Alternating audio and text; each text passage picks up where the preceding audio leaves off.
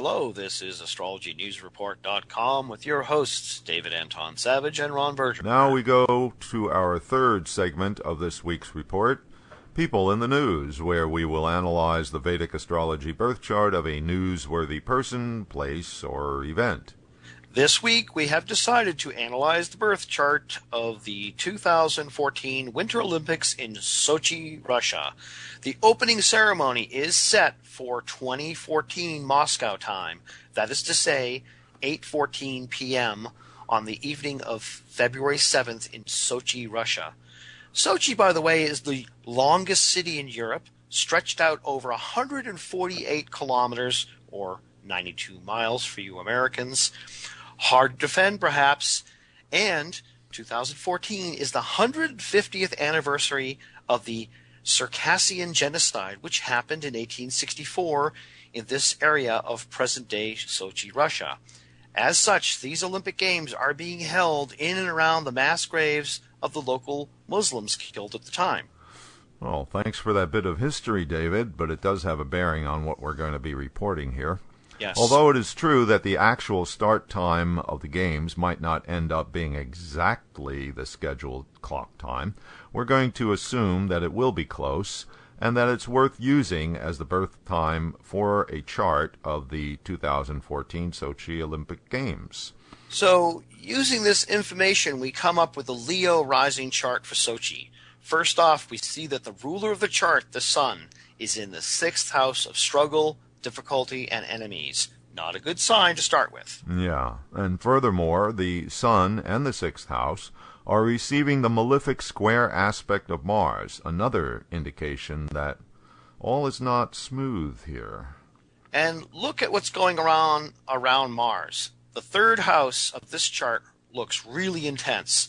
There are 3 of the major malefic planets here. Here in the 3rd house of the environment, have Mars, the planet of force and the military, Saturn, the planet of control and restriction, and Rahu, the planet of obsession. Right, David. So that all adds up to an obsession with controlling the environment by force, like with guys with submachine guns on every rooftop. And yet, as a public spectacle, things are looking pretty good.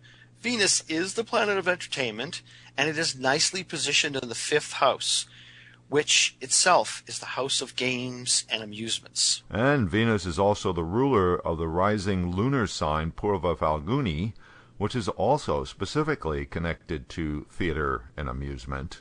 At the same time, Venus rules the sign where the exalted Taurus moon sits in the 10th house of public action. Since the moon is the significator of the emotions, a well-placed moon bodes well for the Russians' desire to make these games a splendid public display and thus further their reputation in the world. Yeah, although an interesting aspect of this chart is how Venus, as the ruler of the 10th house of success and reputation, is also the ruler of the 3rd house, Libra, where Mars, Rahu, and Saturn reside. And as such, Venus's energy gets rather tainted by the influence of all those malefic planets. So, like the ruler of the chart in the 6th house, this indicates some potential for problems. Yeah, and then we have something else going on in the 7th house, which is the house from which the public sees you. You are talking about the Mercury-Neptune conjunction. That is a bit troubling. The planet of facts, media, and objectivity is closely conjunct the planet of illusion, but also confusion. This could show up as some judging issues or technical problems, scorekeeping. Oh, and by the way, Jupiter, the planet of judges, is retrograde in Mercury's sign Gemini as well.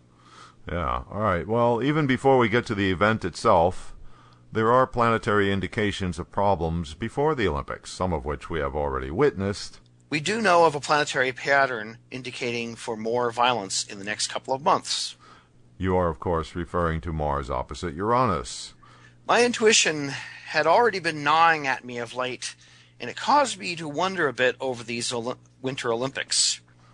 And now, with the 2 bombings in the city of Volgograd, just take a look at the map of the areas near Sochi, Russia, and one can see how close the troubled regions of Chechnya and Dagestan are to the Winter Olympic Games. Then, even with most basic of web searches, you come up with this serious character, Chechen Islamist leader Doku Umarov, ominously nicknamed Russia's Bin Laden. He has been exhorting his followers to mess with these Winter Olympics big time, and here's a choice quote from the man himself: maximum efforts on the path of Allah, to do everything possible to disrupt these demonic dances on the bones of our ancestors. So I'd say he's pretty serious about getting the job done. Yes, he looks like a man on a mission for sure. And now we see that there is astrological backup for your intuition, David. Vladimir Putin, president of Russia, has been perfectly clear on what his approach will be towards these militants. And yet, even with the potential for more violence in the weeks ahead, Mars does get over the line and into Libra on February 4th, before the games begin. Russia so badly wants to be seen in a good light for the first ever Winter Olympics hosted by this country. With Saturn and Rahu overwhelming Mars in this chart, it really looks like an all-out effort to control the violence will be the agenda for this coming February. Well, that'll do it for now, and certainly we will be following developments during the upcoming weeks.